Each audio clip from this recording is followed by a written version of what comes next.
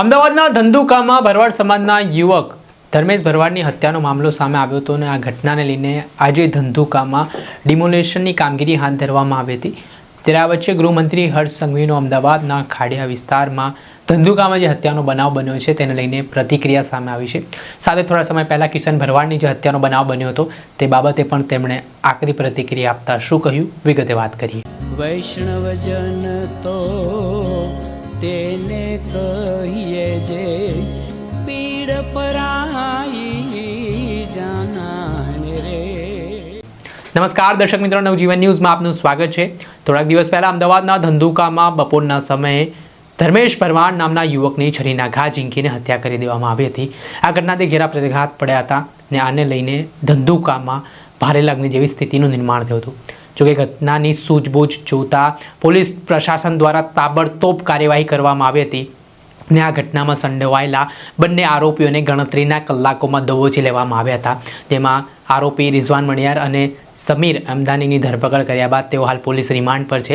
બીજી તરફ આજે ગૃહમંત્રી હર્ષ સંઘવી અમદાવાદના ખાડિયા પહોંચ્યા હતા, જ્યાં તેમણે એક વિશાળ જનસભા કરી।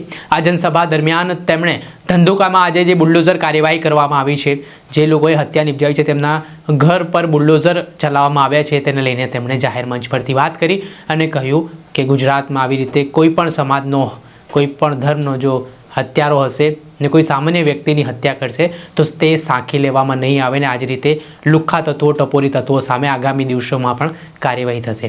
સાથે જ ગૃહમંત્રી હર્ષ સંઘવીએ કિશન ભરવાડના કેસની પણ વાત કરીને કહ્યું કે જે મૌલવીઓમાં સંડોવાયેલા હતા તેઓ આજે પણ જેલમાં છે। એટલે આ સાંભળો આપ ગૃહમંત્રી હર્ષ સંઘવીને। હેક્ટર જગ્યા તમારા હિતની એ ફરી ખાલી કરાવીને ત્યાં સરકારી પ્રોજેક્ટ થકી મારા રાજ્યના નાગરિકોના હિતમાં સુવિધાઓ આપવાની કામની શરૂઆત થઈ ગઈ।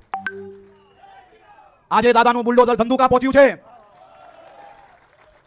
અને આ રાજ્યમાં જે લોકો મારા રાજ્યના સામાન્ય નાગરિકો પર કોઈ બી પ્રકારનો અત્યાચાર કરવાની કોશિશ કરશે તો એવા સૌ લોકો પર આ જ પ્રકારે કડકમાં કડક પગલા ભરાશે। ધંધુકામાં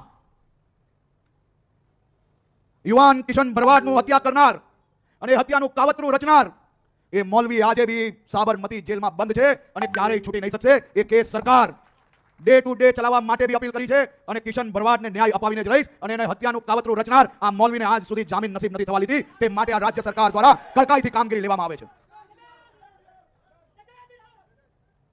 હત્યારો કોઈ બી હોય, કોઈ બી સમાજનો હોય, કોઈ સામાન્ય નાગરિકની હત્યા કરે તો એની જોડે આ જ પ્રકારનો અમે પરિસ્થિતિ એ રાજ્યભરમાં ઊભી કરીએ છીએ। લુખ્ખા ટપોરીઓને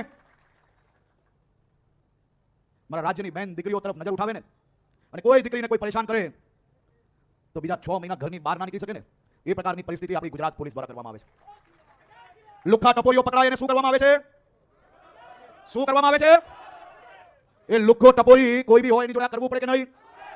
જે રીતે ગૃહમંત્રી હર્ષ સંઘવી દ્વારા નિવેદન આપવામાં આવ્યું છે અને જે ધંધુકાનો ચકચારી કેસ મામલે તેમણે જાહેર મંચ પરથી જે પ્રતિક્રિયા આપી છે તેના કારણે રાજકારણ ગરમાવાની શરૂઆત થઈ છે। દર્શક મિત્રો, આવા જ નવા વિડીયો સાથે આપણે માહિતગાર કરતા રહીશું, એટલે નવજીવન ન્યૂઝ જોતા રહો।